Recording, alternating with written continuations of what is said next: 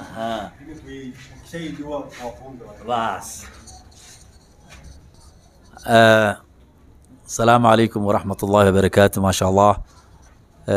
Ndugu yetu ameuliza maswali na ameridhika. Mashaallah, ameuliza swali kadhaa na tumemjibu mashaallah kwa uwezo wa Allah subhanahu wa ta'ala, na ako tayari kuwa Muislamu.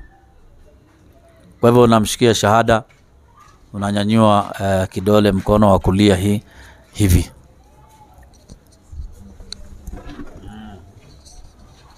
Sema ashhadu an la ilaha illa Allah wa ashhadu anna Muhammadan Rasulullah. Sema nakiri kwa moyo na kutamka kwa ulimi ya kwamba hakuna mola apasaye kuabudiwa kwa haki isipokuwa Allah, na Muhammad ni mtume wa Mwenyezi Mungu. Ewe Mwenyezi Mungu, niongoze nife nikiwa Muislamu. Kwa hayo machache ndugu yangu, umekuwa Muislamu. Allahu akbar. Kuna mzigo umebeba? Kuna uzito yote unasikia? Hakuna. Maneno hayo machache ndio inafanya mwanadamu kwenda motoni. Akikataa anaenda motoni, na akikubali anaenda peponi. Sawa ndugu yangu, karibu sana katika Uislamu. Ungependa jina gani ya Kiislamu? Kuna Muhammad, kuna Adam, kuna Ibrahimu, kuna Musa, kuna Daudi, kuna Suleimani, kuna Isa bin Maryam. Isa mtoto wa Maryamu, huyo ni Yesu. Kuna Yahya, sijui mnamuitanga Yohana Mbatizaji. Yahya mtoto wa Zakaria.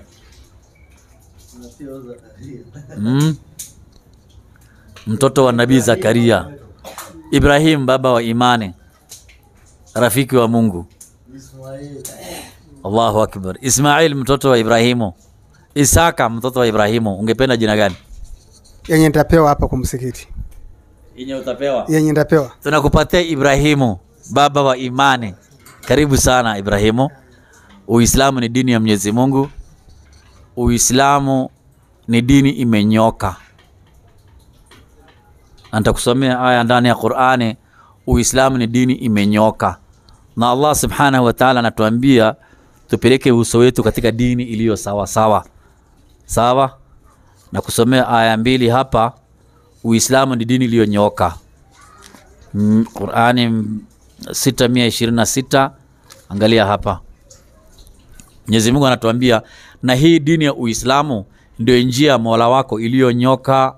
Bila shaka tumezipambanua aya namna hivi kwa watu wenye kukumbuka. Kukumbuka ni watu wenye akili, sawa? Tunaambia Uislamu ndio dini ya Mwenyezi Mungu iliyonyoka, njia ya Mwenyezi Mungu iliyonyoka, sawa? Na wewe umepata njia iliyonyoka. Angalia hapa Qur'ani aya ya 30, aya 30 inasema hivi: tuelekeze uso wetu katika dini iliyo sawa. Unaona? 30 aya 30.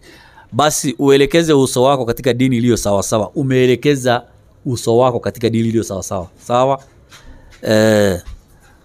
Ndilo umbile Mwenyezi Mungu alilowaumbia watu. Ndio umbile Mwenyezi Mungu aliyokuumbia. Uislamu Mwenyezi Mungu alikuumbia, sawa? Yani dini hii ya Kiislamu inafikiana barabara na umbo la binadamu.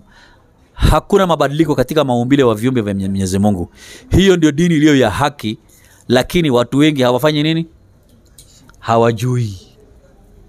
So leo umejua Uislamu ndio dini ya haki, na umepata Uislamu ndio dini iliyonyoka. Ibrahimu, Uislamu imenyoka, haina kasoro yote wala haina makosa yote. Kuna vitu viwili, kuna Uislamu na Waislamu. Waislamu ni wanadamu, na mwanadamu ako na kasoro nyingi. Muislamu anaweza kosea, anaweza sema uongo, anaweza ibia mtu, anaweza zini, anaweza enda kunywa pombe. Ni binadamu, sawa?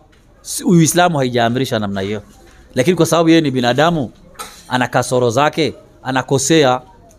Lakini Uislamu haijakosea. Uislamu ni dini ya Mwenyezi Mungu, sawa? Fata maamrisho ya Mwenyezi Mungu ndani ya Qur'ani na sunna ya Mtume Muhammad sallallahu alaihi wasallam. Sawa ndugu yangu, karibu sana katika Uislamu. Karibu sana. Hawa wote ni mandugu zako. Chochote ikitokea, kama kuna shida, kama kuna raha, mtashare. Sawa ndugu yangu, karibu sana. Rahmatullahi wa barakatuh. Alhamdulillahi rabbil alamin wa bihi nasta'inu ala umuri dunya wad-din. Ashhadu an la ilaha illa Allah wa ashhadu anna Muhammadar Rasulullah sallallahu alayhi wasallam. Tunamshukuru Allah subhanahu wa ta'ala na kumtakia rehema na amani zimfikie mtume wetu Muhammad sallallahu alayhi wasallam. Leo ni siku mara ya pili tunakuja kwa Sheikh Musa. Sheikh Musa Litete tulikuwa naye juzi hapa, tukazungumza kuhusu afya yake na afya ya mtoto yake. Tukaongea na Waislamu. Na kuna mandugu zetu walituma pesa kwa namba yetu ya YouTube. Ndugu yetu mmoja alituma shilingi 8,000, amesema ni dawa ya miezi moja. Na mwingine akatuma shilingi 21,000, akasema ni dawa ya miezi 3. Kwa hivyo tunamkabidhi ndugu yetu, na Allah subhanahu wa ta'ala awajalie, awarehemu wao na wazazi wao, kwani rehema ya Allah subhanahu wa ta'ala tunataka sisi sote. Kama uko hai utataka, na kama umekufa pia utataka. Kwa hivyo Allah subhanahu wa ta'ala awajazie mahali wametoa, na Allah subhanahu wa ta'ala awakutanishe wao na wazazi wao, wakutanishe na mtume Muhammad sallallahu alaihi wasallam katika jannatul firdaus al-a'la.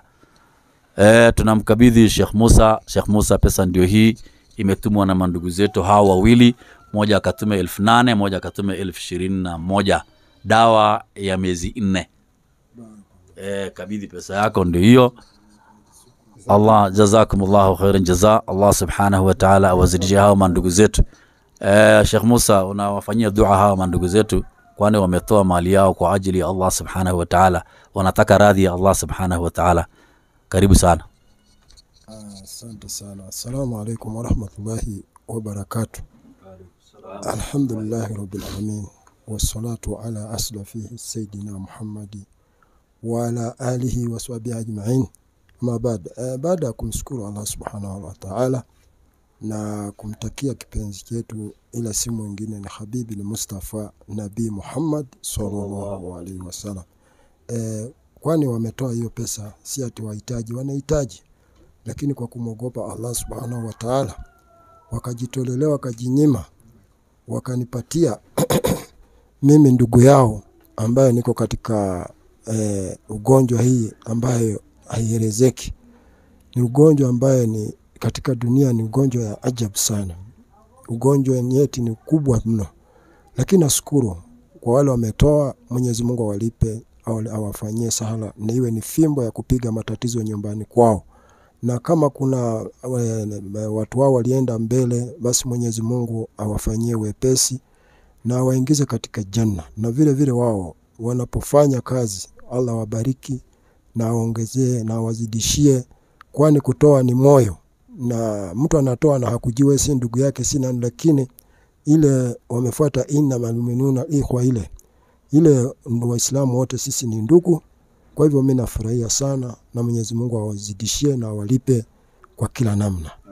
Assalamu alaykum wa rahmatullahi wa barakatuh. Wa alaykum salam wa rahmatullahi wa barakatuh. Wa rahmatullahi wa barakatuh. Alhamdulillah, kwanza tunamshukuru Mwenyezi Mungu na tunamtakia rehema na amani zimfikie kiongozi wa umma huu ambaye sio mwingine ila ni bwana mtume Muhammad sallallahu alaihi wasallam. Tumerudi hapa kwa mayatima kwa sababu kuna ndugu yetu na kuna dada yetu ambaye wametoa kwa ajili ya Mwenyezi Mungu sadaka zao, na ikawa tuwavarishe watoto. Kwanza ilikuwa tukuje tuvalishe watoto wa 8, lakini kuna dada yetu naye alitoa sadaka yake, ikabidi sasa tuongezee. Sasa sio watoto 8, sasa ikawa tuongezee. Alhamdulillah, na tumeweza kupata kanzu mashallah ya wa vijana 7 na wasichana 7 pia nao wameng'ara namna mnavyoona. Alafu juu ya hii hawa watu 10 na ngapi? 14. Kuna idi yenu na wengine nanyi yenu itakuja inshallah baadaye tu, mambo yatafunguka itanini, manake tunaenda kwa ile uwezo ambao tuko nayo. Nyinyi ambao ni 14 kila mmoja wenu atapata shilingi 500 ni ya Idi, na mashallah na kung'ara mmeng'ara, so Idi yenu tayari mambo yameingiana. So hayo ndo wale waislamu ambao wamechangia, wametuagiza tuweze kufanya. So kila mmoja wenu shilingi 500 na tayari naona mmeng'ara mashallah. Namna hivyo inshallah. Na kuna dada yetu mwingine pia aliomba dua, afanyiwe dua kwa ajili kuna matatizo yako, lakini tuwafanyia wote dua, Mwenyezi Mungu awafanyie wepesi wote waliotoa na wote wanaoendelea kutoa inshallah. So Sheikh Ali, unaweza ukaendelea hapo ingine inshallah. Assalamu alaikum wa rahmatullahi wa barakatuh. Alhamdulillahi rabbil alamin wa salatu wassalamu ala rasulullah sallallahu alayhi wasallam. Tunamshukuru Allah subhanahu wa ta'ala na kumtakia rehema na amani zimfikie mtume wetu Muhammad sallallahu alayhi wasallam. Ni siku nyingine Allah subhanahu wa ta'ala ametuamsha na akatujalia afya na akatufikisha sehemu kama hapa ya mayatima. Mnaona hawa mayatima wameng'ara leo kiasi fulani, ni kidogo tu. Hawa mayatima ni watoto 147. Watoto 147. Leo waliong'ara ni watoto 14 peke yao. Hebu piga hesabu ya watoto 147 na ile idadi wameng'ara leo ni wangapi? Ni watoto 14. Kwa hivyo waliobaki ni wengi. Waislamu mahali popote mlipo, mnapoona hii clip, mnafaa muangarishe hawa watoto mayatima, kwani ni mtihani kwetu sisi Waislamu. Na Allah subhanahu wa ta'ala ametufanyia mtihani kwa hawa watoto mayatima. Tunaambia tuwalee hawa watoto mayatima wafurahi kama tunavyowafurahisha watoto wetu. Kwa hivyo hawa waliobaki pia tunataka wang'are hivi vile wameng'ara hawa wachache. Kwa hivyo Allah subhanahu wa ta'ala wazidishie fi dunia wal akhirah waliotoa mali yao. Na Allah subhanahu wa ta'ala atukutanishe katika jannatul firdaus al-a'la. Kwa hivyo nampatia ndugu yangu Amir wa hii center, anaitwa Sheikh Abu Bakar. Hii ni shilingi 7,000 iliyotolewa na mandugu zetu. Wamesema kila mtoto ang'are na shilingi 500. Tunampatia Amir, ndio huyu. Watoto ni yeye ndio anasimamia, ni watoto wake na ni watoto wetu. Kwa hivyo kila mtoto atapata shilingi 500. Kwa hivyo namkaribisha ndugu yetu Abu Bakar, yeye ndio msimamizi wa hapa, awafanyie dua hawa mandugu zetu waliotoa mali yao na wale hawajatoa pia. Allah subhanahu wa ta'ala awapatie mali ya kutoa na kuwafurahisha mayatima. Karibu sana Ustadh Abu Bakar. Alhamdulillahi rabbil alamin wassalatu wassalamu ala ashrafil mursalin. Tunatoa shukrani kwa ndugu zetu na dada zetu ambao wamenunulia watoto wetu nguo, na mkiangalia watoto wenyewe wamekaa smart, na pia sisi ambao ni walezi wao tunafurahia tunapoona watoto wameng'ara. Alhamdulillah, wao 14 wamepata, na tunaomba na wengine kama wako wajitokeze wanunulie na wale wengine waliobakia insha Allah. Kutokamana na wale waliotoa hatuna mengi ya kusema, ila tunasema shukran na tunaweka dua. Al-Fatiha. من بسم الله الرحمن الرحيم الحمد لله رب العالمين الرحمن الرحيم مالك يوم الدين إياك نعبد وإياك نستعين اهدنا الصراط المستقيم صراط الذين أنعمت عليهم غير المغضوب عليهم ولا الضالين آمين. تماوك دعاء آمين. الدنيا حسنة آمين. وفي الآخرة حسنة آمين. وقنا عذاب النار آمين. tunakuomba آمين. saidia wenye wametoa hizi nguo, آمين. wape riski, آمين. wape shifa, آمين. saidia na familia zao, wape riski, آمين. wape shifa. Hashim, weka dua. ربنا آتنا في الدنيا حسنة وفي الآخرة حسنة وقنا عذاب النار. Allah tunakuomba saidia wageni wetu, wape riziki, wape shifa, samehe dhambi zao, ingize jannatul firdaus, ondoleshe macho ya hasad, ondoleshe balaa. Sallallahu alaihi wasallam. بفضل ربك رب عزة ما يصفون وسلام على المرسلين والحمد لله رب العالمين. Nafikiri dua njema ni mtoto akimtolea mtu dua, hiyo ni dua makbul. Kwa hivyo mimi kama mtu mzima sitaongeza kitu, ila nasema Mwenyezi Mungu awazidishe zaidi na zaidi insha Allah. Assalamu alaikum wa rahmatullahi wa barakatuh. Wa alaikum salam wa rahmatullahi wa barakatuh. Baada ya kumshukuru Allah subhanahu wa ta'ala na kumtakia rehema na amani zimfikie nabii wetu mtukufu, mwisho wa anbiya, nabii ambaye ametimilizwa kwa ulimwengu wote, nabii ambaye ndio taombea wanadamu shifa, siku ambaye ni siku ngumu na ndio siku ya malipo, siku ambaye mzazi atamtoroka mwanawe na mwanawe atamtoroka baba yake, kwa sababu katika hiyo siku kila mtu atakuwa akishughulika na mali zake mwenyewe, ile yale aliyotenda katika dunia hii, yawe mema ama yawe mazuri. Si mwingine bali ni Mtume Muhammad sallallahu alaihi wasallam. Rehema za Mwenyezi Mungu zimfikie yeye na nyumba yake na masahaba zake na sisi ambao tumemfuata hadi siku ya mwisho. Ni jioni nyingine tena tunakutana katika viwanja hivi ambao mimi kila siku nasemaga ni viwanja za kujifundisha maneno ya Mwenyezi Mungu na kufikisha ujumbe wa Mwenyezi Mungu kwa viumbe vyake. Na leo tunaona weather iko mzuri, si baridi na si jua kali, iko katikati. Na kwa majina mimi ni Hassan Karioki na mimi ni Muislamu. Na najivunia sana kuwa Muislamu kwa sababu Uislamu ndio ticket ya kwenda moja kwa moja mpaka kwa Mungu. Ukitaka ticket nyingine tafuta ticket ya Uislamu. Hiyo is the only ticket to Jannah or paradise. Hakuna ticket nyingine nimeshaiona, lakini hiyo ndio ticket ambayo iko sure.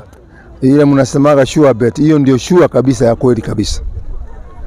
Kwa hivyo mimi kwa majina naitwa Hassan Karioki, mimi ni Muislamu na niko na kakangu hapa, kijana mdogo, kijana naona handsome boy.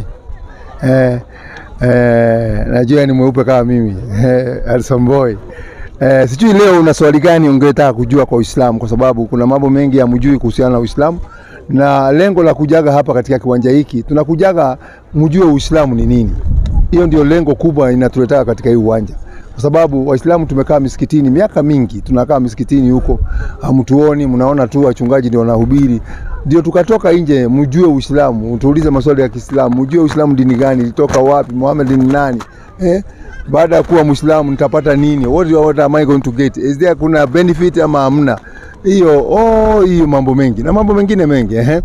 Kwa majina unaitwa nani wewe? Kwa majina naitwa Samuel Wambua. Mimi ni Mkristo. Na kuna maswali ningetaka kujua. Asante sana, karibu sana kwa hiyo maswali yako. Leta hiyo maswali tuyasikie.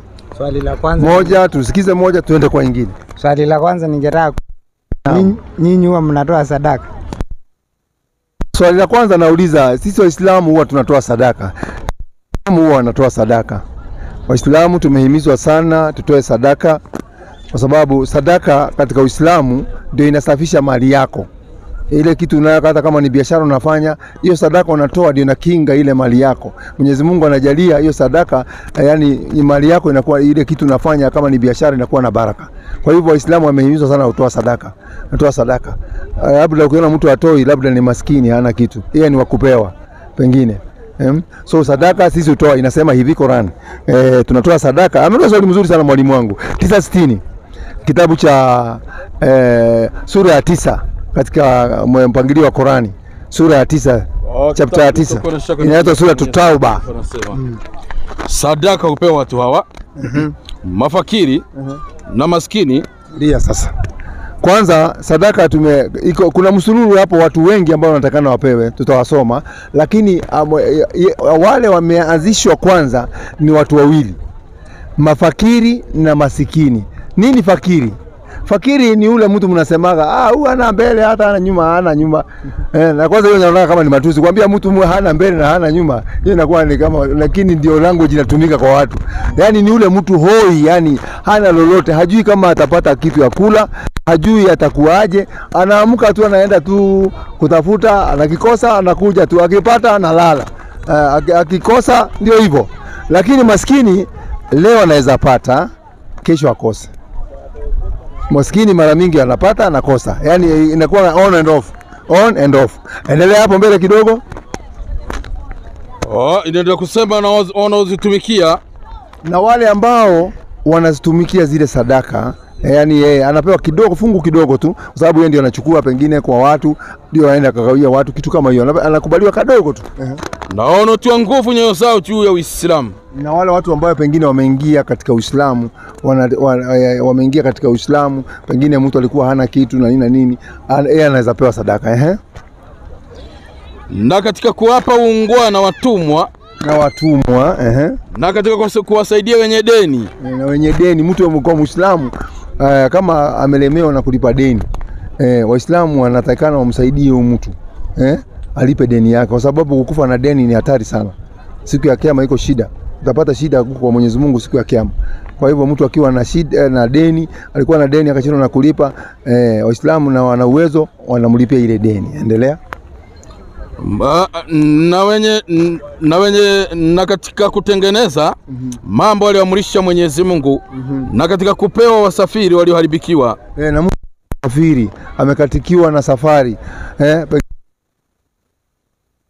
ama anaenda Kisumu, ama anaenda Mombasa, ama anaenda Garissa, ama anaenda Moyale,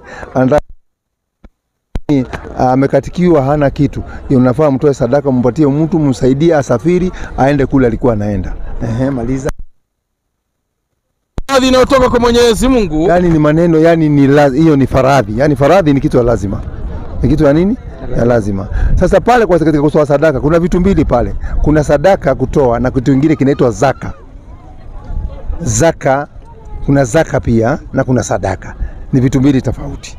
Zaka ni biashara yako ama ile kazi unafanyaga, mapato yako ya mwaka mzima. Ukishatoa ufanya mahesabu yako mwisho wa mwaka, ile faida inabaki. Kwa mfano ulikuwa unafanya biashara, ukihesabu mwisho wa mwaka kwa jiona uko na milioni 1. Umeshatoa expenses zote, kabaki hiyo milioni 1. Katika hiyo milioni 1, Mwenyezi Mungu hataki pesa mingi kwako. Anataka 2.5% ya hiyo 1 million. Unaona? Inakuja hata ni pesa kidogo sana. Sio inakuja na 12. Unaona?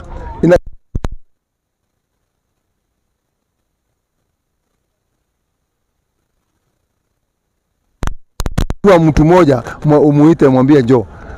Kwanza unaanza na kunyumbani kwenyu. Kule watu ambao ni maskini, unampatia, unaambia baza, hii pesa hii ni 100,000 nimekupa. Mwenyezi Mungu abariki hii pesa, ufanye biashara. At least naye pengine Mwenyezi Mungu anaweza mfungulia. Unasikia naye ameshakuwa mdosi, anaanza naye kutoa. So katika Uislamu kuna mpangilio wa kupeana hiyo sadaka. Yani inapeanwa, lakini atakuwa Waislamu haoni mtu ni maskini. Hata wale unaona wakienda kwa misikiti kuomba,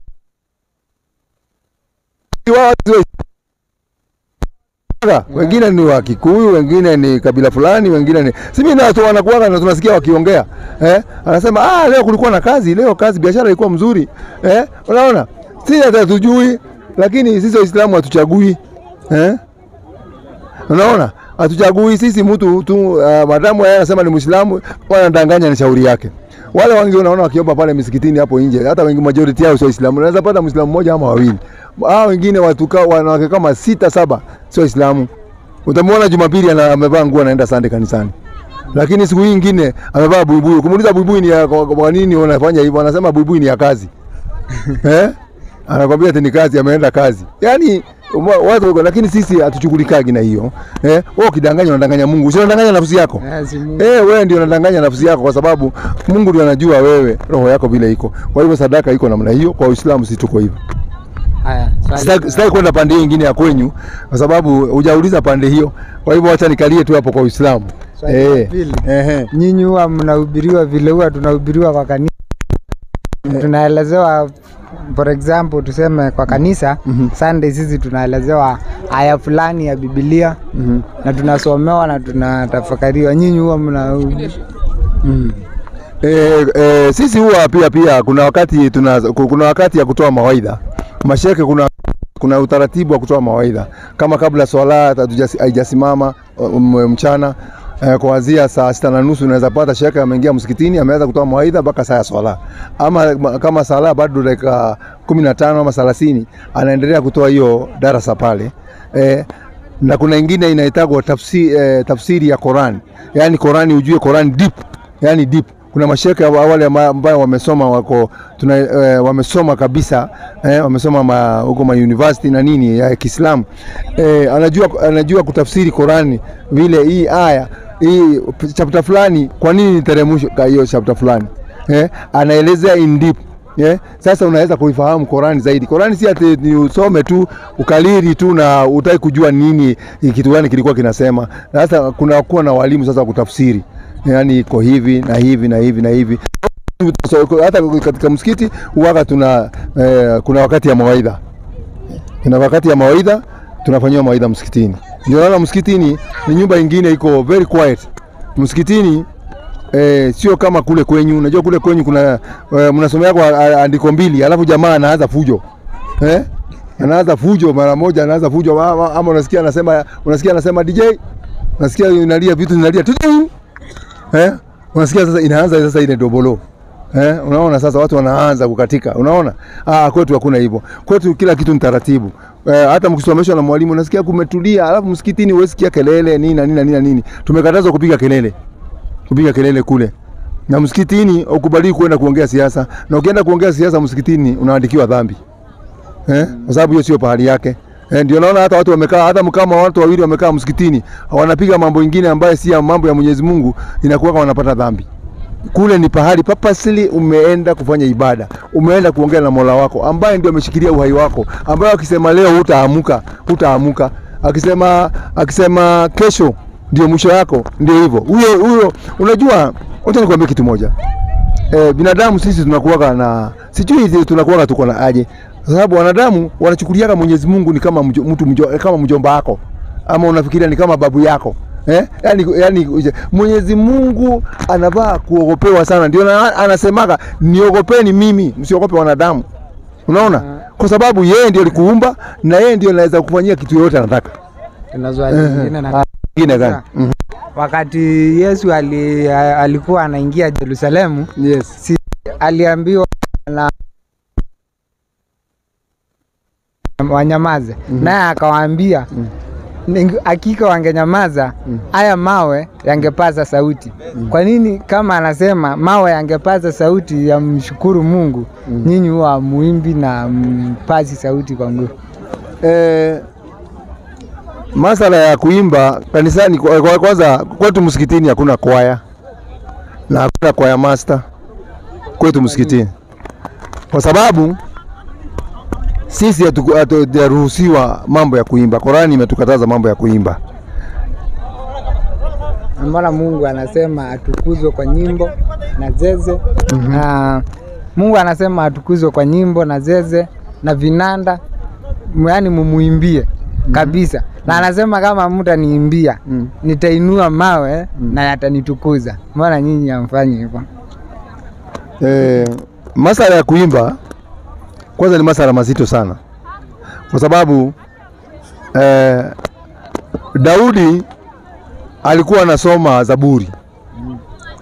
Na Mwenyezi Mungu alikuwa amejalia Nabii Daudi, ambaye mnamuita King David. Alikuwa na sauti nyororo. Alikuwa na sauti safi. Wakati anasoma Zaburi, ndege zinakuja, ndege za angani hizi zinakuja kumsikiza akiimba. Kila mtu ambaye yuko karibu hapo anasikiza Daudi wakati anasoma. Ni kama vile unasikia Qur'ani ikisomwa. Tunasikia watu kusoma Qur'ani. Kuna Qur'ani inasomwa, hata sisi wenyewe unasikia ule mtu ile sauti mpaka unasikia kulia machozi. Sababu ni maneno ya Mwenyezi Mungu, alafu inakuwa na sauti nzuri sana. Unaona? Sasa Daudi alikuwa hivyo, lakini wale walikuwako wakati huo wakageuza wakasema ni nini? Ni nyimbo. Lakini kwa sababu Mwenyezi Mungu naye ndiye mjuzi wa wajuzi, akakuja hizo nyimbo akawa amezitoa kabisa kwa watu. Akasema hakuna kuimba tena. Lakini tutaangalia tu kuanzia mwanzo 81 Zaburi. Tuanzie hapo.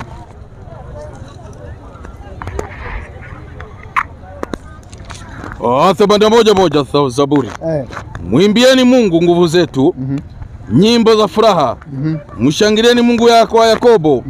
Pazeni Zaburi. Pigeni matari. Unasikia vile wanaambiwa wafanye nini? Pazeni Zaburi. Ilikuwa ni Zaburi ndio walikuwa na hizo Zaburi. Wanasikiza ile sauti, yani wanasoma. Kinubi chenye sauti nzuri na kinanda. Pigeni panda mwandamo wa mwezi. wakati wa balamwezi sikukuu yetu. Naam. Kwa maana ni sheria kwa Israeli. Kumbe hii kuimba ilikuwa ni sheria kwa watu gani? Kwa Israeli. Kwa Israeli. Na imerudiwa mara kadhaa, hata Zaburi 150. Hebu soma Zaburi 150. Imerudiwa mara mingi sana katika Zaburi. Lakini tunapata ni sheria kwa wana wa Israeli. Si mimi ama wewe. Ilikuwa ni sheria kwa wana wa Israeli. Haleluya. Haleluya. Msifuni Mungu katika patakatifu pake. Msifuni katika anga la uweza wake. Msifuni kwa matendo yake makuu. Msifuni kwa kadiri ya wingi wa ukuu wake. Msifuni kwa mvumo baragumu. Msifuni kwa kinanda na kinubi. Msifuni kwa matari na kucheza. Msifuni kwa zeze na filimbi. Msifuni kwa matoazi yaliyao. Msifuni kwa matoazi yavumayo sana. Kila mwenye pumzi na msifu Bwana. Unaona maneno haya? Unaona sasa hiyo, unaona hiyo? Unaona sasa hata wewe unasikia raha unasema haleluya. Unasikia raha kwa sababu unasikia ikisema hivyo. Sasa wakati ilienda ikazidi, kuna pahali walifanya makosa. Walisema Daudi aliimba mpaka nguo zikatoka. Ama sio hivyo? Aliimba mpaka nguo zikaanguka. Ni sita ngoja kwanza nitakuja huko kwa Daudi. Sasa unajua nabii wa Mungu hawezi imba nyimbo mpaka ati nguo zitoke. Nguo zikitoka unakuwa aje? Unakuwa uchi. Sasa Daudi anaweza kwenda uchi na ni mfalme na ni king. Sasa Mwenyezi Mungu alikasirisha na hiyo maneno. Akaleta sheria mpya kuhusiana na mambo ya nyimbo. Amos 5:23. 5:23 kitabu. Baada ya kuleta hiyo mchezo, Mwenyezi Mungu sasa akaanza kusema kuna alipokuja nabii mwingine anaitwa Amos akasemaje? Anasema niondoleeni kelele za nyimbo zenu. Mungu sasa ameleta ya mwingine. Niondoleeni nini?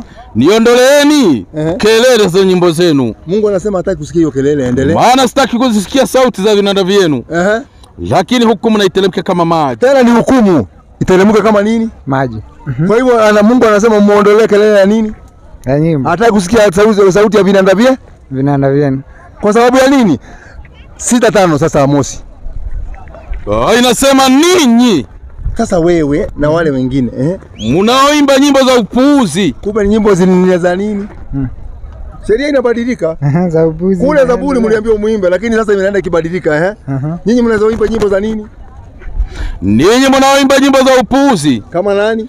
Pamoja na sauti ya vinanda na kujifanyia vinanda vya namna nyingi kama vile Daudi. Kumbe mnaimba nyimbo kama zile kuwa naimba nani? Daudi. Na kumbe ni nyimbo za nini? Nimesema sema tu sione hapa. Sema nimesema Rudi hapo juu mwanzo. Ninyi mnaoimba nyimbo za upuzi. Kumbe mnaimba nyimbo za nini? Za upuzi. Tena hizo nyimbo siku ya kiyama itakuwa namna gani wakati watu watafufuliwa? 8:1 hapo. Nijui ni 8:1 ama 1:2, 8:2? 8:3. 3. Inasema tena nyimbo za hekaluni zitakuwa vilio siku ile. Sema Bwana Mungu. Tena nyimbo za hekaluni zitakuwa vilio siku gani? Siku ile, ukisikia siku ile ni siku ya kiyama. Kwa hivyo zitakuwa ni vilio. Kwa hivyo siku hiyo baada ya kufurahi utakuwa unalia.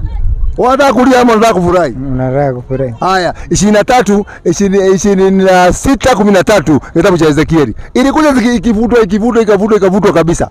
26:13 kitabu cha Ezekieli. Nyimbo zilivutwa kitambo. Inasema nami nitaikomesha sauti ya nyimbo zako. Nami nitaikomesha. Mungu anasema mimi nitaikomesha sauti ya nyimbo ya vinanda vyako Nami nitaikomesha sauti ya nyimbo zako. Wala sauti ya vinumbi vyako haitasikiwa tena. Mungu amesema, ameweka full stop, ameweka sasa kabisa, amefika rubber stamp. Nitakomesha sauti ya nyimbo zako, hatasikizwa tena. Kwa hivyo kuanzia wakati wa Ezekiel nyimbo zimewekwa nini? Zimewekwa. Na nyinyi bado mnafanyaje? Tunaimba. Kwa hivyo mnapinga kitabu gani? Hebu niambie, Yesu alikuwa na kwaya gani? Yesu alikuwa na kwaya? Hapana, hakuwa na kwaya. Na wanafunzi wa Yesu walikuwa na kwaya? Hapana. Hapana. Hapana, hakuwa na kwaya. Hata Paulo hakuwa. Walikuwa naimba wanafunzi wa Yesu, ingia ingia ingia ingia ingia ingia uwe moja wako. Walikuwa na kwaya hiyo? Hapana. Hapana. Hapana. Sasa wewe nyinyi mlitoa wapi hii? Nimeelewa. Umeelewa hiyo? Umeelewa hiyo? Nimeelewa swali langu. Nyimbo kuisha maneno yake. Ilikuwa imekubaliwa wakati ya Daudi, baadaye ikakuja manabii wengine, Mungu akawaambia waambie wao na Israeli hizo nyimbo sitaki. Ikafungwa kabisa. Nimetoa haya kama 5. Zinaeleza kwamba nyimbo zilifungwa. Na ndio naona wanafunzi wa Yesu wako wanaimba. Walikuwa wanaimba wapi? Walikuwa wanaenda nao Yerusalemu, anazunguka nao huko, anaenda Galili, anaenda nini, anaingia kwa sinagogi, anaenda anaabudu, anatoka. Haya, hiyo tumemaliza, sawa? Hapo tumeelewana. Na ndio naona sisi hatuimbi. Ndio naona sisi nini? Hatuimbi. Hiyo tuimba. Kwa sababu nyimbo, ukiangalia mambo ya nyimbo, ukiingia deep ndani ya Biblia utaona aya zingine nikitoa hapo itakuudhi. Haya. Sasa nimemaliza maswali ni. Baje hujamaliza? Malizia kabisa. Nimekuelewa sasa, sina swali lingine. Haya, na Uislamu na ujua? Hapana. Uislamu na ujua? Hapana. Unajua nabii mmoja alikuwa anaitwa Muhammad sallallahu alaihi wasallam. Unamjua huyo? Hapana, namjua. Umjui nabii huyo Muhammad? Lakini unasikia maneno yake? Unasikia kama wapi, alitoka nchi gani? Nasikia kama ndio alianzisha dini ya Uislamu. Unasikia hata kama ndio alianzisha Muhammad sallallahu alaihi wasallam hakuanzisha dini. Na hiyo ni kitu ambaye imeendelea sana hata katika vitabu za historia za shule. Unakuta vitabu wale wanaandika hiyo historia ya Kiislamu, hata sio Islamu, anaandika historia, anasema katika vitabu watoto wanasoma shule ati Muhammad was born in 570 AD and he was the first Muslim. And the second Muslim was Khadija binti Khuwailid, bibi yake. Si ndio hivyo? Si unaona hata unaona? Hiyo ni vitu ambavyo mtu anasoma kwa shule. Hiyo ni urongo hali ya juu, yani urongo ambaye hauna pazia hata kuficha. Muhammad hakuwa Muislamu wa kwanza. Muhammad alikuja kurudisha Uislamu ambaye walikuwa wameacha mababu wale mababu wengine walibaki nyuma, waliacha Uislamu. Uislamu is old as mankind. Muislamu wa kwanza hata si Muhammad. Muislamu wa kwanza ni Adam. Adam ndio Muislamu wa kwanza duniani. Ati hapana. Adam ndio Muislamu wa kwanza wakiwa na mama yetu Hawa. Qurani 10:19. Sikiza maneno. Adam ndio Muislamu wa kwanza. Kwa jina la Mwenyezi Mungu mwingi wa rehema na mwenye kurehemu. Inasemaje? Wala watu wako huko nyuma kabisa katika zama za Nabii Adam. Wala watu wako kabisa katika zama za Nabii Adam. Ila kundi moja. Walikuwa wote ni one generation, one umma. Walikuwa ni kundi moja. Watu wote wakati wa Adam walikuwa ni kitu moja. Wote wote wanafuata dini ya haki. Wote hao watu wakati wa Adam wanafuata dini ya haki. Dini ya haki nani? Hiyo ni Qurani inasema. Ni Qurani inasema Muhammad anafunuliwa na Mungu. Ni Muhammad anafunuliwa na Mungu, anaelezwa habari ya zamani. Kwa sababu Muhammad hakuwa wako. Sasa ni nabii anapewa mambo yaliyo nini tokea. Tunaambiwa watu tangu wakati wa zamani, wakati wa Adam walikuwa generation moja na walikuwa wanafuata dini moja ya haki. Hiyo dini ya haki inaitwaje? Qurani 3:19. Kwa jina la Mwenyezi Mungu mwingi wa rehema na mwenye kurehemu. Bila shaka dini ya haki mbele ya Mwenyezi Mungu ni Uislamu. Kumbe hiyo dini ya haki walikuwa wanafuata inaikuwa inaitwa aje? Uislamu. Qurani 1:9. Kwa jina la Mwenyezi Mungu. Hii dini wewe ndio hujui. Hamjui, unajua hamjajua. Utaona, utaijua saa hii. Yeye ndiye aliyemtuma. Yaani aliyemleta mtume wake Nabii Muhammad sallallahu alaihi wasallam kwa uongofu na kwa dini ya haki. Na kwa dini ya nini? Kumbe Muhammad ametumwa na dini ya haki ili kuifanya ishinde dini zote. Ili kuifanya hiyo dini ishinde dini yote. Inasemekana baada ya miaka kama 5 ama 10 saa hii already Uislamu umeshawapatia Christianity. Mlikuwa mmetushinda, mlikuwa 1 billion something. Saa hii Uislamu uko 2 billion duniani. Na Mungu anasema ameilete itaishinda dini zote duniani, ndio itasimama. Another 20 years to come inasemekana Europe utakuwa kusikia rais ni Muislamu. Kama France, Britain, wapi huko unaona. Inasemekana Uislamu umejaa huko. Watu kule wamebadilisha churches katika Europe wamekuwa Waislamu. Ama hujajua hiyo? Chukua simu yako, Google, uangalie pahali ambayo Uislamu una grow zaidi. Utaona ni Europe na America. Wana grow sana. Wazungu, wanajua wazungu walikuwa wameweka kasumba ya kwamba Uislamu ni dini mbaya, ni dini ya wauaji, ni dini ya majini na nini na nini. Wazungu nao, unajua mzungu sio kama sisi wa Afrika. Mzungu ukimwambia kitu ni mbaya, hata kujua ubaya yake ni nini. wakachukua vitabu wakasoma, wakaona hapana, hapa tulikuwa tunachezwa shere. Kwa hivyo Uislamu ulikuwako tangu zamani, na hata Biblia yako inakuambia wewe uwe Muislamu. Biblia ile unasomaga wewe. Sio kama umeshasoma hiyo. Hujasoma hiyo. Kuna swali nataka ku. Ngoja kwanza nimalize hiyo kwanza ya dini. Wewe nimalize hiyo ya dini. Hata hii Biblia inasema uwe Muislamu. Ukifuata hii Biblia vizuri, hii ni Uislamu wote umejaa hapa. Ninyi hamtaki kufuata. Lakini huko Uislamu umejaa kwa hii. 15:21 Matendo ya Mitume. Au simama kwanza mwa. Kata tu kwa sababu unaona? Kwa hivyo hata wewe ungekuwa unafuata hii kitabu inakuelekeza wewe Muislamu. Yaani matendo mingi hapa katika hii kitabu inakuelekeza wewe Muislamu. Kwa mfano 15:21 kitabu cha Matendo ya Mitume. 15:21 Matendo ya Mitume kwa kuandika. Inasemaje? Kwa maana tangu zamani za kale Musa nao watu wahubiria mambo yake katika kila mji usomwa kila Sabato katika masinagogi. Kumbe Musa tangu zamani mambo yake yote yalikuwa yanafanyika katika nyumba inaitwaje? Sinagogi. Sawa? Haya, tumwangalie mwingine. Twende kwa Yesu. 14 kitabu cha Luka. Mwalimu. Inasema kwa kuandika. Yesu akarudi kwa nguvu za Roho. Akaenda Galilaya. Habari zake zikaenea katika nchi zote za kando kando. Naye alikuwa akifundisha katika masinagogi yao. Akitukuzwa na watu wote. Endelea. Akaenda Nazareti. Hapo alipolelewa. Na siku ya Sabato akaingia katika sinagogi kama ilivyokuwa desturi yake. Sasa tunaambiwa hata Yesu na yeye anafuata desturi ya Musa. Naye alikuwa anaingia hizo nyumba zinaitwa nini? Sinagogi mimi sijui. Wewe unajua ni nini? Sinagogi hapana. Hujui. Biblia imeandikwa na watu gani? Waislamu wa Kristo? Wa Kristo wakiongozwa na Roho wa nani? Roho Mtakatifu. Roho Mtakatifu anaweza kosea? Hawezi kosea. Okay, wameandika dictionary hapo nyuma. Ukiona neno ni nzito na uelewi, uisome hapo nyuma kwa dictionary. Dictionary inasemaje?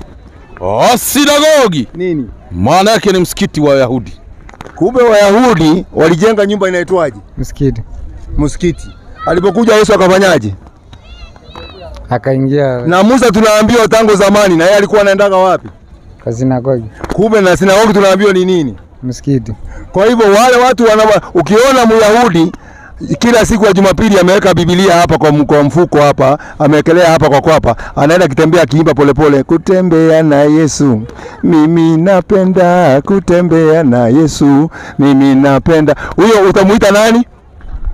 Myahudi ako na Biblia hapa, anaenda kanisani, anaenda kiimba polepole. Huyo utamuita nani? Sitamuita. Anaenda kanisani. Myahudi akienda kanisani atakuwa dini gani? Nitakuwa hapo sijaelewa. Myahudi akienda kuabudu kanisani atakuwa mtu wa dini gani? Nitakuwa Muislamu. Hapana, wale wanaoabudu kanisani ni watu wa dini gani? Wa Kristo. Myahudi akienda kuabudu kanisani atakuwa dini gani? Nitakuwa Mkristo. Atakuwa Mkristo. Myahudi akienda msikitini atakuwa dini gani? Muislamu. Musa alikuwa anaenda msikitini, utampatia dini gani? Muislamu. Yesu alikuwa anaenda msikitini, utampatia dini gani? Hapo sijaelewa. Hapo bado. Biblia inasema na Biblia inasema na Yesu akaingia katika sinagogi, na ile sinagogi ya kuingia ni sinagogi la shetani. Sinagogi ya shetani. Sinagogi ya shetani iko katika kitabu cha Ufunuo 2:9. Sinagogi ya shetani ni hiyo, ni ule mtu ambaye anajiita yeye ni Myahudi na wewe si Myahudi. Unakuwa ni sinagogi ya nani? La shetani. Sikiza sasa. 2:9 inasema kwenye kuandika. Inasemaje? Ufunuo. Naijua dhiki yako. Na maskini wako. Lakini nakupa walio. Lakini narudia tena. Naijua dhiki yako na umaskini wako. Lakini tajiri najua makutano ya hao wasemao ya kuwa ni Wayahudi. Wewe ukisema wewe ni Myahudi na sio bali ni sinagogi la shetani. Kumbe wewe ukisema wewe ni Myahudi na wewe si Myahudi unakuwa sinagogi la nini? La shetani. La shetani. Na Yesu tumeona alikuwa anaenda wapi? Alikuwa anaingia kwa sinagogi, lakini hajaambiwa aliingia sinagogi gani hiyo. Sinagogi la Yerusalemu. Si Yerusalemu kulikuwa na sinagogi na Kapernaum. Alikuwa anatembea hapo area hiyo. Ndio hizo alikuwa anaingia. Akawa anaenda msikitini. Lakini alifundisha neno hakufundisha nini? Nini? Wewe ukiwa unaenda kanisani, unaenda kufanya nini? Si unaenda unahubiriwa na unahubiri pia na unafunzwa neno. Wapi katika wapi? Katika kanisa. Na mtu akienda msikitini anaenda kufanya nini? Hiyo wakati ilikuwa inatafsiriwa hivyo kwa sababu hakukuwa na makanisa, zilikuwa sinagogi zote. Kumbe unajua. Na hiyo sinagogi wenye kutafsiri Biblia wanatuambia ni nini? Ni msikiti. Unataka kuwakosoa? Hapana, sitaki kuwakosoa. Kama wamesema ni msikiti, utakubali utakataa? Kwa sababu Yesu anasema hivi, 7:24 Mathayo. 7:24. Mathayo.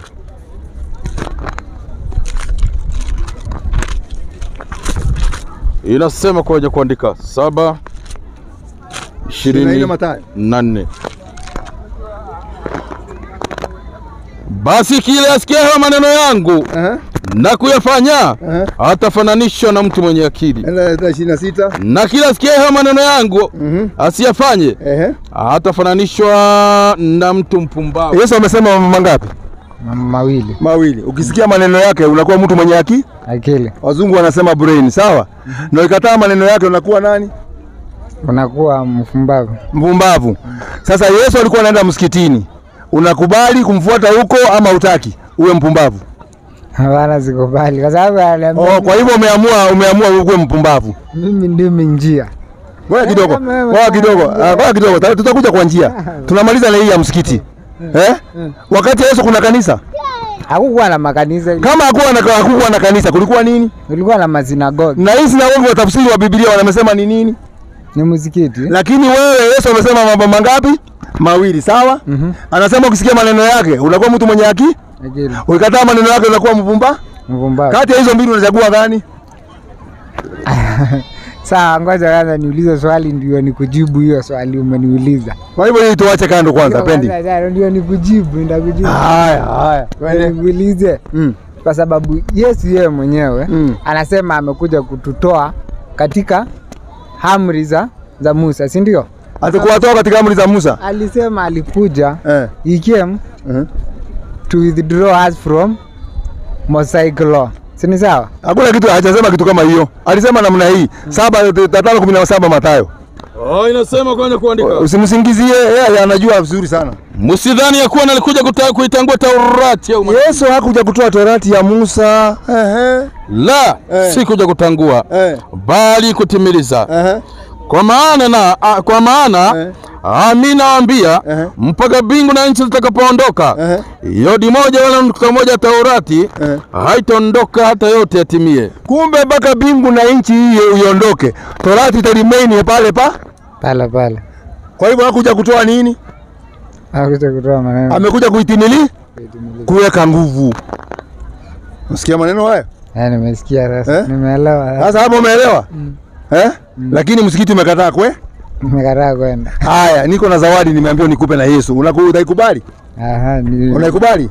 Nasema kwanza. Biblia inaniambia nikupe zawadi 11 Luka 3:11. Niambia nikupe zawadi. 3:11 Luka inasema kawajibu akiwaambia mwenye kanzu mbili mwenye kanzu mbili nampe asiye na kanzu. Biblia inaniambia nikiwa na kanzu mbili nimpatie mwenzangu ambaye hana kanzu. Wewe una kanzu? Sina kanzu. Kwa hivyo nataka nikupatie kanzu. Unakubali kuchukua ama uchukui? Sichukui. Ni Biblia inasema uchukue. Uchukui. Kwa hivyo unapinga Biblia kabisa? Sipingi Biblia. Mbona hutaki kanzu na inasema uchukue kanzu kama huna? Kwa sababu Biblia yenyewe hata Yesu kuna maneno yenye alikuwa anatumia na anarudi tena anatafsiri. Si alitumia mpaka akatumia parables. Kwa hivyo hiyo ni parable. Kuvaa kanzu ni parable. Hiyo wakati walikuwa wanavaa kanzu. Hata unaweza kuta Wakristo walikuwa wanavaa kanzu hiyo Wapi? Wapi? Si ndio? Wapi? Wewe si mnaoshaga sinema za Yesu, za Mariamu, si mnaoshaga 10 commandment. Hao watu wanakuwa wamevaa namna gani? Wamevaa kanzu. Na wanawake wanakuwa wamevaa aje? Wamevaa ile nini inaitwa ile ya Waislamu. Kama Waislamu. Na mbona mnaachilia wanawake wenyu waende uchi? Si mtu ndiye anajiamulia. Unajiamulia? Biblia inakubali mwanamke atembee uchi ama avae nguo zinafanana na wanaume? Hapo sijui. Hata hujui. Haya, wacha leo utajua. Kwanza kuvaa trouser ni makosa mwanamke. Kumbukumbu la Taurati 22. Nafikiri 5. 22:5. Kumbukumbu la Taurati. Kuvaa hata trouser ya mwanaume ni makosa. Inasema kwenye kuandika. Mwanamke asivae mavazi yampasayo mwanamume. Mwanamke asivae mavazi ambayo inafanana na mwanaume. Wala mwanaume asivae mavazi yampasayo mwanamke. Wewe umeshaona hapa kuna mwanaume amevaa skati? Katika wanaume wote kuna mwanaume akona skati? Hapana. Ama ile nyingine fundi akasahau ile kati, tumbo kati. Una mwanaume hapa akona tumbo kati? Hapana. Kwa sababu sisi wanaume tumekubali tuvae mavazi yetu. Lakini hawa wanavaa mavazi ya wanaume. Ukivaa jeans naye anavaa jeans? Si ndio? Ni kweli. Wanafanya makosa ama wanakanusha maneno ya Mungu? Wanafanya makosa. Wanafanya makosa. Wanafanya makosa 2:8 Timotheo. Wanawake wanavaa wavae vizuri vile Biblia inasema. Si mnawaachilia wanavaa hivyo hata vaa unavyovaa. Mungu angalie mavazi, anaangalia roho yako. Haleluya. Hiyo hakuna kitu kama hiyo. Inasema kwenye kuandika, basi nataka wanaume wasalishe kila mahali. Huku wakiinua mikono iliyotakata pasipo na hasira wala majadiliano. Vivyo hivyo wanawake na wajipambe na mavazi ya kujistiri. Wanawake wavae mavazi ya kufanya nini? Ya kujistiri. Sio hii kati fundi kasahau. Hapana. Ile nyingine mtu anakaa chini na kuja mpaka hapa. Mpaka anaekelea simu hapo na mkono. Anaekelea nini? Si akae tu, si aliamua kwenda hivyo. Kwa hivyo watu wafuate sheria ya Mungu. Ndio naona Waislamu sisi tuko strict sana katika mambo ya Mungu. Hatuchezagi na mambo ya Mungu. Swala tunaswali 5, wanawake wetu wanavaa vile Mungu amewaambia wavae. Qur'ani ndivyo inasema, Qur'ani 24:31. Wanawake wanaambiwa wavae vizuri kabisa, yani wavae nguo yao nini vizuri kabisa. Ndio naona mwanamke wa Kiislamu ni ngumu sana kusikia mtu akimwambia, "Oye, ni aje sisi?" Hakuna, lakini hao wengine anavaa tu na pengine mwili yake ni ile kubwa. Si unajua? Kuna wale wana maburudoza. Akitembea barabarani akienda hivi ni kama kukuja anakuja. Unaona? Sasa wanaume akimuona kwa barabarani lazima kila mwanaume atamchokoza. Ama ni kweli nasema urongo? Ni ukweli. Lakini mwanamke wa Kiislamu amevaa buibui yake, hujui kama ni mzito ama ni mwembamba, ako hivyo. Na hiyo ndio Mungu anataka sheria hii kama hiyo ifanyike. Kwa jina la Mwenyezi Mungu mwingi wa rehema na mwenye kurehemu. Nawaambia Waislamu wanawake. Naambia Waislamu wanawake wafanyaje? Wainamisha macho yao na wazilinde tupu zao. Kulinda tupu yao ni kulinda, unajua ile sehemu nyeti. Walinde hiyo tupu. Ati wewe umeolewa na kazi yako ni kuzurura huko na huko na huko, kwenda kwa mwanamume kwa mwanamume, ndio kulinda tupu yako. Yaani hiyo tupu ni ya bwana yako peke yake. Kama ameolewa ni hivyo. Kama hajaolewa na ngojea mpaka apate bwana. Wala wasidhihirishe viungo vyao isipokuwa vinavyodhihirika. Nao ni uso na vitanga vya mikono. Yaani inatakana mwanamke wa Kiislamu abakishe uso. Naona vile wanavaa, anabakisha uso. Hii nyingine watu wanaongezaga ile ya kuvaa, anaweza vaa ile wanafunika kabisa. Unaweza funika ukitaka kama utaki, lakini si lazima. Sheria ya Mungu ni hii, uso ionekane uso iwe wazi. Sawa? Endelea. Na wengine wanasema na nyayo. Na nguo zao pia zifike hapa kwa mikono. Unaona wanafikisha hapa. Na ile ya chini inaweza teremka hata mpaka chini. Hiyo haina nini. Unaona? Na waangusha shungi zao mpaka vifuani mwao. Na ile nyingine jilbabu wanavaa inaangushia hapa mbele. Si hapa mbele unajua nini inakuaga hapa? Sio kama ile nyingine wengine wanatembelea barabarani ukutana na unakuta ni hivi tu. Balaa tu. Unaona? Unafunika kabisa isionekane. Hiyo ndio sheria Mungu ameweka. Unaona?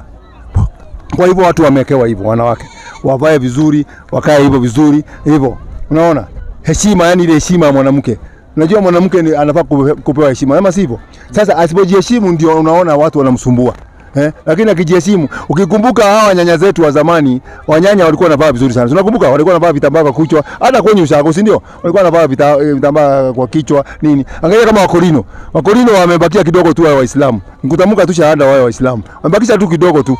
Wakikubali Mungu ni mmoja na wasema Yesu si mwana wa Mungu, wanakuwa Waislamu wale. Wakorino, wanavaa nguo yani inafika baka huko. Unaona sasa? So ni vizuri watu wavae vizuri. Hiyo ndio sheria ya Mungu. Hapo sasa nimekuelewa. Umenielewa? Sasa si ukuwe Muislamu basi. Sasa hii tumefunga wewe unajua tumefunga nini? Sasa hii tumefunga hii tumefunga. Nyinyi kwanza mnafunga, kwa nyinyi mnafungaga kweli? Si tunafunga. Mnafungaga kama ile ya Shakahora? Hapana, sio hiyo. Sio kama ile? Hapana. Mnafunga aje? Tunafunga. Unafunga, unaambiwa ukifunga wewe mwenyewe usijimbibilia wenyewe. Yesu anasema ukifunga usionyeshe kama umefunga au uweke yani uso mbaya nini. Unafunga wewe mwenyewe, unaenda unamuomba na unafuata. Unaenda kuomba nani? Unamuomba Mungu. Unafunga kuanzia saa ngapi mpaka saa ngapi? Sasa hapo ni wewe unajipanga vile unataka unafunga. Kwani mnafunga kama saa? Hapana. Na niona mwingine ananiambia ati amejifunga nyama, ati yeye akulagi nyama wakati amefunga na hana hela ya kununua, ndio anasema anajifunga nyama. Hapo hiyo sijui mimi. Kwani Biblia haina utaratibu ya kufunga? Haikueleza mambo ya kufunga? Imeeleza. Na hiyo kueleza kibiblia unaijua? Sijui. Ama nikufundishe leo kama hujaijua? Nifundishe. Wacha tuanze na Qur'ani kwanza ndio nikuja kwa Biblia. Qur'ani 1:183. Qur'ani 2:183. Kwa jina Mwenyezi Mungu. Kufunga kuna ile sheria Mungu ameweka ya kufunga, Enyi mlioamini. Mmelazimishwa kufunga saumu kama walivyolazimishwa waliokuwa kabla yenu ili mpate kumcha Mungu. Sasa hapa ndio kuna point. Tumelazimishwa sisi Waislamu kufunga saumu kama waliokuwa kabla yetu walikuwa wanalazimishwa. Waliokuwa kabla yetu ni akina nani? Sini mababu zetu. Bani Israeli. Watoto wa Yakobo. Tunaambiwa tumelazimishwa kufunga kama walivyolazimishwa. Kumbe hata wale wana wa Israeli walikuwa wanalazimishwa kufunga. Sasa walikuwa wanalazimishwa aje? 8:21 Ezra. Walikuwa wanalazimishwa kama sisi? Nataka usikie taratibu hiyo point, uchukue uende nyumbani ufanye research yako, uniambie kama nakosea. 8:21. Tumelazimishwa Waislamu kufunga kama walivyolazimishwa wale waliokuwa kabla yetu, watoto wa Yakobo, Bani Israeli. Je, walikuwa wanalazimishwa kufunga? Ndipo nikaamuru kufunga. Nini maana ya kuamrisha? Kuamrisha. Ni kuweka sheria. Amri. Umetoa amri. Ezra ametoa amri wana wa Israeli wafanyaje? Ndipo nikaamuru kufunga hapo penye mto wa Hafa ili tupate kujinyenyekeza mbele za Mungu na kutafuta kwake njia iliyonyooka. Unaona hata wao walikuwa wanaamrishwa kufunga. Sasa sisi Waislamu tunafunga mwezi wa 9. Qur'ani, dudu wa Qur'ani, nataka tuende hivyo nikichukua pande hii nikichukua pande hii. Qur'ani hapo umesoma 2:183 telemuka 85. Kwa jina Mwenyezi Mungu mwingi wa rehema na mwenye kurehemu. Mwezi huo mlioambiwa mfunge. Ni mwezi gani? Ni mwezi wa Ramadhani. Katika kalenda ya Kiislamu, mwezi wa Ramadhani ndio mwezi wa 9. 9th month. Na mwezi wa 9 uko na siku ngapi? Wana siku ngapi? 30. Kwani wewe umetoka shule juzi? Uko na siku 30. Ndio wao tunafunga siku 30? Wale walikuwa kabla yetu walikuwa nao wanafunga siku 30 kama sisi. Yeremia 36:9. 36:9. Kama walikuwa wanafunga kama sisi mwezi wa 9. Inasema kwenye kuandika, basi ikawa katika mwaka wa 5 wa Yehoyakimu mwana wa Yosia mfalme wa Yuda katika mwezi wa 9. Kenda ni ngapi? Kenda ni 9. Ukisoma Kizungu inasema the 9th month. Watu wote waliokuwa katika Yerusalemu. Watu wote si mmoja, watu wote ndio unaona watu tunafunga sisi zote. Na watu wote waliokuja Yerusalemu kutoka miji yote ya Yuda wakapiga mbiu ya kufunga mbele za Bwana. Unasikia, watu wote Yerusalemu na miji yote ya Yuda wakapiga mbiu kufunga mbele ya nani? Mbele za Bwana. Na walifunga mwezi wa ngapi? Wa 9. Na mwezi ulio kuna siku ngapi? 30. Kwa hivyo wale walikuwa wanafunga kama sisi. Tumekoseana hapo? Ni kweli. Tuko sawa na wao. Sisi kuanzia asubuhi mpaka jioni hatukuli chakula. Unasikia?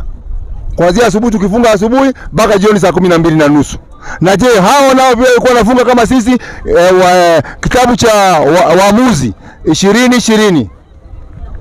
20:26. 20:26. Inasema kwenye inaitwa the Book of Judges 20:26. Ndipo wana Israeli wote. Angalia, ndipo wana Israeli wote, kama vile tunasema Waislamu wote. Nao watu wote wakakwea wakaenda Betheli. Wakafanyaje? Na kulia wakati hapo mbele za Bwana. Wakafunga siku hiyo hata jioni. Unaona? Wanafunga kuanzia asubuhi mpaka jioni.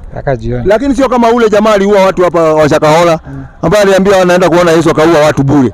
Kwa hivyo ukifunga, wewe unasikia Muislamu amekufa kwa sababu amefunga? Hapana. Kwa sababu tunafuata utaratibu ule Mungu ameweka. Unaona sasa? Sasa baada ya haya mambo yote, unasikia sisi tukisema, Waislamu wakisema tuko saumu. Ama usikiaje? Nasikia. Tuko saumu. Saumu. Je, saumu unaweza kuipata kwa Biblia? Hebu tuangalie tuone kama tunaweza ipata. Kitabu cha Yoeli 2:14. Nyinyi ndio mngekuwa mnafuata hii. Nikwambia kama mngekuwa mnafuata hii, ungeweza kuwa Muislamu kitambo. Yoeli 2:14. Ama 2 ama 1:14. Inasema kwenye kuandika. Takaseni saumu. Biblia inasema takaseni nini? Saumu. Kwa hivyo sisi Waislamu sasa tunatakasa nini? Saumu. Na wewe unataka utakase nini? Saumu. Umeipata kwa kitabu gani? Tangu uzaliwe hiyo andiko umeshasomewa na mchungaji? Hapana. Kwa nini hawakusomea hizi maandiko? Hawataki uwe Muislamu. Baada ya kumaliza hii mambo yote, kuna sikukuu tunasherehekea. Wewe unasherehekea sikukuu gani? Krismasi. Sisi baada ya kufunga hii tumekula hivyo mwezi mzima, tunakaa hivyo njaa, tunakula jioni. Je, inatokea nini? Tunauliza, tunarudi kwa Musa. Musa walikuwa wanafunga hivyo. Baada ya kufunga walikuwa wanafanya nini? 16, 14, kumbukumbu la Taurati. The book of Deuteronomy 16 verse 14. Hii ni Biblia ya Kiswahili 1952 King James Version. 16, 14 kwenye kuandika. Nitasoma kama ilivyoandikwa. Andika, soma. Nao watafurahi katika idi yako. Nao watafurahi katika nini? Idi yako. Hebu soma kama ni idi ama ni kweli nimeongeza mambo yangu. Nawe utafurahi katika idi. Imeandikwa idi, hebu sema hiyo jina. Idi. ID. ID. Na idi ni watu gani? Waislamu. Kwa hivyo Biblia inatakana wewe unasherehekea sikukuu gani? Idi. Na wewe unasherehekea ile nyingine mfungo alitoka je? Alitoka je? Ambayo imebaki siku chache. Ambayo imebaki bado siku kidogo tu. Unaona? Kwa sasa hivyo ndivyo ilivyo. Kwa hivyo tunafunga hivyo. Kama ungekuwa unafuata hii kitabu, unakuwa Muislamu tu mara moja. Kuna haja ushinde ukihangaika. Upate uzima wa milele. Uislamu ni guarantee. Sure bet. Ya kwamba Uislamu unaingia janna. Paradise. Na hichi kitabu kinafundisha Uislamu. Hii ni Uislamu tu umejaa hapa.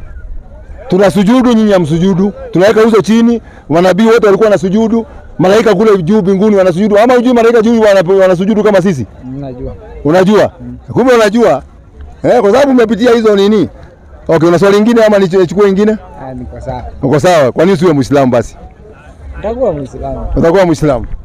Basi Mungu akuongoze uwe Muislamu. Sawa? Ni kijana mzuri anataka mafundisho haya. Kama ni naye mkali. Haya. Kwa majina mimi naitwa Hassan Karioki. Mimi naitwa Edwin Wanga. Karibu sana. Swali gani ambayo inakusumbuaga? Ukasema Waislamu nikutana nao siku moja, tawauliza kuna mambo mengine wanafanyaga, mimi nataka niwaulize. Hebu ni swali gani uko naye? Swali langu ni je, katika Ukristo sisi tunajua zamani za kale Biblia ililetwa na missionaries. Imeletwa na missionaries. Na je, nyinyi Waislamu zamani za kale kabla hiyo, yani hizo miaka za mwanzoni, mlifikaje Kenya? Waislamu walifikaje Kenya? Ama Qur'ani ilifikaje Kenya? Sisi tuliletewa na missionaries Biblia. Asante sana.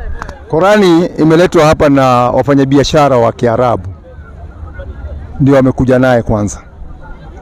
Uislamu ulianzia kule upande wa coast kule Zanzibar, ili kule katika ufuo wa bahari. Ni mwaka wa 900. Ilikuwa tunaongea 9th century. 900 AD.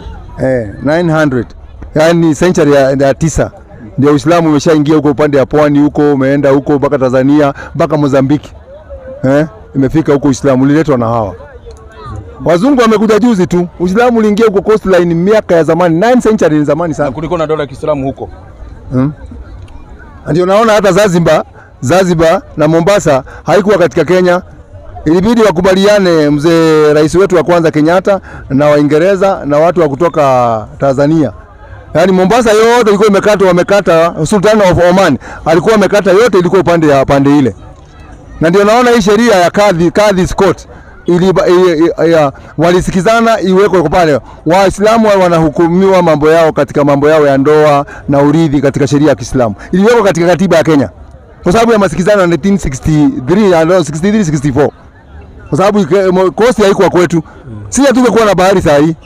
Ingekuwa ya Tanzania. Mngekuwa mnategemea Tanzania katika bahari. Na katika ilikuwa imeshakatwa yote hivyo. Katika Uislamu kuna ile watu tunaita divorce.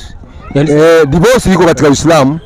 Lakini utaratibu ni upi? Utaratibu ya kudivorce mwanamke katika Uislamu nikiona mwanamke pengine kwanza akikuwa mwanamke wako ni mshirikina, anaabudu asiyekuwa Mwenyezi Mungu, anafanya ushirikina, ama akawa mchawi, ama akawa ni mwanamke anafanya mambo ya machafu kama zina, unaweza divorce. Tumakosa ingine ya nyumbani mnasikizana tu, mnaelewana tu. Kuna tumakosa kidogo inafanyika, si mnaelewana tu hata na bibi yako nyumbani. Mnasolve nyinyi wenyewe bila hata kupenda kwa wazazi. Lakini kama mkikosana na bibi yako, na kwanza inatakikana ichukuliwe watu wawili pande ya familia na watu wawili pande ya familia nyingine. Wakuja wakae chini, wawasikize nyinyi, wajaribu kusolve that problem.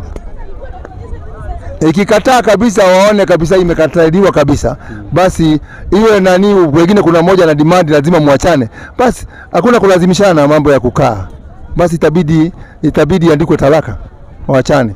Lakini talaka ni 3. Huyo mwanamke ukimwacha saa hii aende kwao, afikirie kurudi. Afikirie kurudi, atarudi, tutamkubalia tu arudi. Akikuja afanye makosa tena mpatie talaka ya pili. Aende kwao, arudi tena umkubalie tena arudi. Ukimpatia ya 3, huwezi kumuoa tena. Hawezi. Kwamba wakati wa yake na kwanza lazima akiachwa lazima kae miezi 3 na siku 10. Ndio afanyeje? Kabla hajafanya kitu yoyote yani nyingine.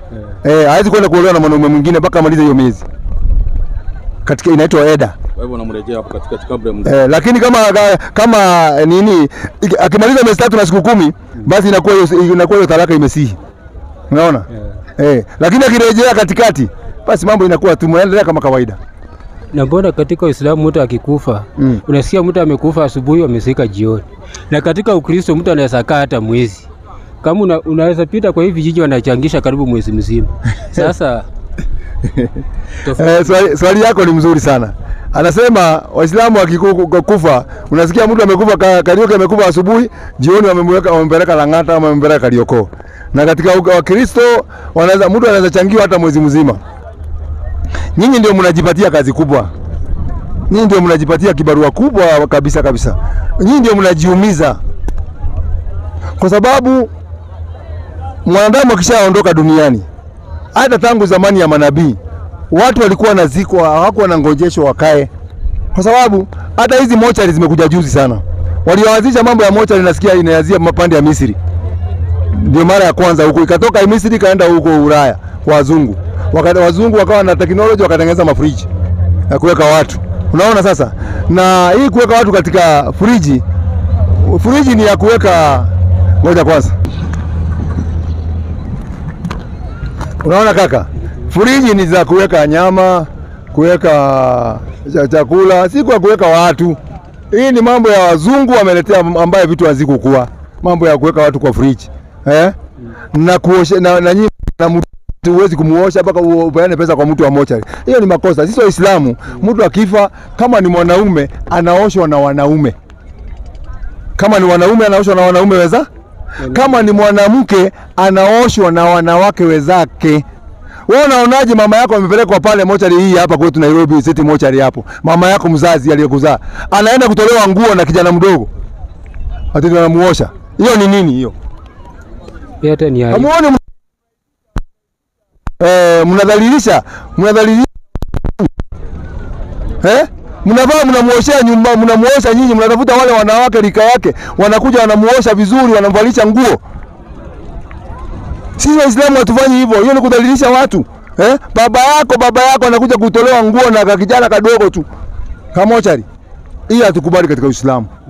Na Uislamu si lazima usikwe siku hiyo hiyo. Sababu unaweza kuwa umegongwa na gari. Si umepelekwa mochari. Si lazima kuna kesi. kwa serikali, sio? Na pengine watu wengi wataitwa, pengine watu wengi waseme hapana, wacheni sisi tunakuja kesho. Si mtangoja?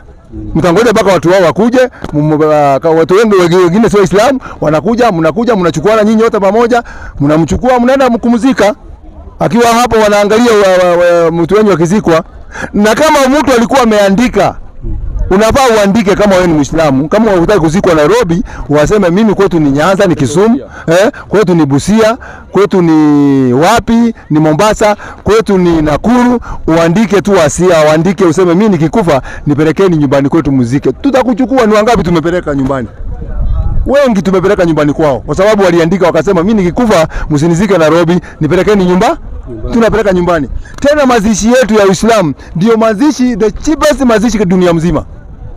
Kama unaweza kumbuka King Fahd wa Saudi Arabia, wakati ya George Bush ndio alikuwa rais. Wakati ya George Bush, King Fahd ule mfalme wa Saudi Arabia ambaye hawa watoto huyu kama huyu Salmani ni mjukuu wake, ni mjomba wake, yule alikuwa amekufa. Unaona? Ndio wanatawala saa hii. King Fahd alienda kaziko makaburini, kuna manyasi kama hii. Nyasi kama hii. Mpaka ule president wa Bush akauliza, "Yaani nyinyi mnazikanaga hivi?" Akamwambia hivyo ni hivyo, hiyo ndio destination. Ukishakufa kaburi hakuna cha mkubwa, sijui kaburi mlembeshe, muweke sijui baka nini, nini. Hakuna. Ukishakufa mambo yako imeondoka. Tena nyinyi siku hizi mnazika fani sana. Lazima ununue suti mpya. Tai mpya. Saa mpya. Simu. Simu sijui anaenda kuongea na nani huko. Na muweke ya time ya 100. Charger yake. Sasa anaenda kuongea na nani na simu kule. Ndio naona waizi na baka tochi ya kwenda kumulika mbele huko. Sasa ndio naona saa ile mkizika watu wakiona huyo jamaa amezikwa ni tajiri na amezikwa na vitu za maana. Jamaa lazima watakuja usiku. Jamaa watakuja usiku. Watakuja usiku wachimbe ile shimo, watoe ile saa. Pengine ilikuwa ni saa gold. Kuna watu waziko na expenses kwa vitu. Kama ukiuliza kama wazungu huko, wale maserebu wanaziko na vitu za vitu expensive sana. Saa ya gold nini, kila kitu kiatu ya gold, mambo kama hiyo. Jamaa wanakuja wanatoa usiku, wanaenda kuuza. Mkija mnakuta mwili wenu ilitolewa, kila kitu hakuna kwa sababu ya vitu kama hizo. Kama nyinyi mngekuwa kama sisi Waislamu, unazikwa uko jioni. Biblia inasemaje mtu anafaa kuzikwaje? Hebu sikia Biblia vile inasema. 5 Matendo ya Mitume. Inasema ngoja kuandika. 5. Anania aliposikia maneno haya kaanguka akafa. Hofu nyingi kawapata watu wote waliosikia haya. Vijana wakaondoka wakamtia katika sanda. Wakamchukua nje wakamzika. Unasikia? Anania amekufa. Unakumbuka kisa cha Anania na Safira? Anania alipokufa hofu ilipata watu sana. Vijana wakaja, si wanawake. Nyinyi mnazika baka na wanawake. Ndio naona wanawake wanazimia kule kwa nini? Katika mazishi ya Kiislamu wanawake wanakaa mbali sana na pale mtu anazikwa. Makaburini wanawake hawakubaliwi pale, wanakubaliwa tu wakati mtu ameshazikwa na anakuja kuona kaburi ya baba yake, hiyo imekubaliwa. Lakini wakati tunazika wanawake wanakaa kando kabisa. Lakini mazishi nyingine unaona namna gani? Mara huyu ameanguka anainuliwa, mara huyu ameanguka ameinuliwa. Kwa sababu wanawake ni watu ambao mambo yao ni wana huzuni nyingi sana na mambo mengi. Unaona? Naona ni vijana walifanya nini? Vijana ndio walienda kuzika. Huyo ni mwanaume. Haya, soma hapo 10. Hata muda wa saa 3 baadaye. Soma hiyo 5, soma 5 10. 5:7. 5:7. Hata muda wa saa 3 baadaye mkewe akaingia. Safira. Naye hana habari ya yale hayo yaliyotokea. Petro akamjibu, niambie, mlikiuza kiwanja cha thamani hiyo? Akasema ndiyo, kwa thamani hiyo. Petro akamwambia, imekuwaje mpaka mkapata kumjaribu Roho Bwana? Angalia miguu yao waliomzika mmeo ipo mlangoni. Nao wakamchukua nje. Nao watakuchukua nje, wewe nawe. Mara kaanguka miguuni pake, akafa. Wale vijana, hata wanawake sisi kwetu wanazikwa na wanaume, hawazikwi na wanawake. Baada ya kuoshwa na kukafiniwa everything. Tena sisi tunazika na kitambaa kinaitwa sanda. Sanda, unajua sanda? Iko hata kwa Ukristo. Kwa Ukristo. Hata ule Lazaro alipofufuliwa na Yesu, alikuwa miguuni alikuwa amefungwa sanda na uso wake ulikuwa umewekwa ndio Biblia inasema. Kwa hiyo sisi tunazika na sanda. kulingana na mujibu wa Biblia. Hata nyinyi mnaamini Yesu alikufa, si mnaamini hivyo? Alizikwa na nini? Yusufu alimadhea, wakati aliitisha mwili, alimotoa, aliona Yesu amefungwa nini? Santa. Kwa hivyo watu tangu zamani wanafungwa nini? Santa. Na sisi Waislamu tunafuata, tunafunga nini? Santa. Nyinyi mnafungwa na mnazikwa na sanduku. Sanduku mlitoa wapi? Mlijitengenezea. Hiyo ni mambo yenu ya sanduku. Hakuna pahali Biblia mzima inasema mtu azikwa na sanduku. Hakuna. Ambayo sanduku imeongea mambo ya kutoka Misri kwenda Kanaani. Kwa sababu Yusufu alisema mwili yake ibebwe, iende ikazikwe Kanaani. Ikabebwa na ikatengenezwa kitu kama sanduku hivi, ikabeba hiyo mwili ikapeleka baka kule nini? Akaenda kuzikwa kule Yerusalemu kule. Unaona sasa? Kwa hivyo mazishi yetu iko rahisi kabisa, na usiogope ukiwa Muislamu ati nini na nini. Ukisema uzikwe kwenye nyumbani, unazikwa tu. Hakuna story nyingine. Unazikwa tu kule kwenye. Unazikwa na sanda. Tena kitambani inatoka 1200. Lakini nyinyi kwanza, unajua kwani kwa watu tujua na nini? Mtu anakuja matanga, ati mnaenda kufanya matanga mwezi mzima. Mtu anakuja hapa anajua sasa hapa kumekufa mtu. Sasa hapa sapa iko hapa. Sapa. Mimi hakuna kununua chakula tena. Jamaa anaenda huko ikifika jioni, anakuja na 50. Anakula sima, anakunywa chai, tena anajifanya analia sana. Sasa wewe umekuja na 50, na umekula sima ya 200. Wewe umekuleta nini? Sio ndio unaleta hasara tu katika mambo. Kama masharti ya kwamba hawataki ugali na maharage. Na tena unakuwa mkali sana. Unakuwa mkali sana, unataka kuku, unataka ni hizo ni hasara unakuja kufanya. Sisi ni jukumu ya kila Muislamu. Muislamu akikufa tumzike. Siku shida tu tukisumbua. Wewe unaona Waislamu wanatuakisha tukisingilia tunachanga. Sijawahi ona. Umesema tukichanga. Waislamu hata Muislamu tajiri mmoja na zao za Uislamu mimi nasimamia kila kitu, na mama ameachwa na watoto hawa watoto mimi nashughulikia watoto kuwasomesha na kila kitu. Sisi ndio tuko hivyo. Lakini hata nyinyi mnajipatia tabu, sanduku 200,000. Hiyo 200,000 simngeachia wale watoto ambao wameachwa wajane. Wasome shule. Wamwalipie shule. Na muangalie pengine mtoto alikuwa university. Hiyo pesa hiyo mnaenda tena mnakula pesa kuliko mnakula pesa ya marehemu kuliko ile mngemwachia.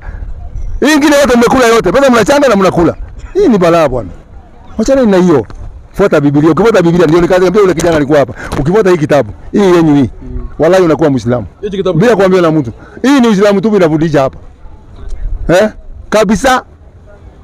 Inafundisha Uislamu hii 100%. Lakini nyinyi mnasemaga Waislamu wale Waislamu. So ndio hivyo mambo iko hivyo. Sasa swali lingine siulize kesho kwa sababu naona time tunaenda kufungua saa hii. Time imefika, tukutane kesho. Najua watu leo hawakuja kwa sababu sisi hatukujagi Monday. Ndio naona watu leo hawakuja. Monday hatukujagi, lakini kwa sababu leo ni Ramadhani ndio tumekuja leo. Kwa hivyo kesho tuko. Sawa. Tunaendelea tu inshallah. Kesho kuja ulize mengine. Mimi najua ulikuwa na mengi, ni time imeenda. Mengi sana, maswali ni mingi. Wewe swali mmesikia? Kaka yangu anasema maswali ni mingi kesho. Kwa hivyo atakuja naye kesho. Wewe mapema.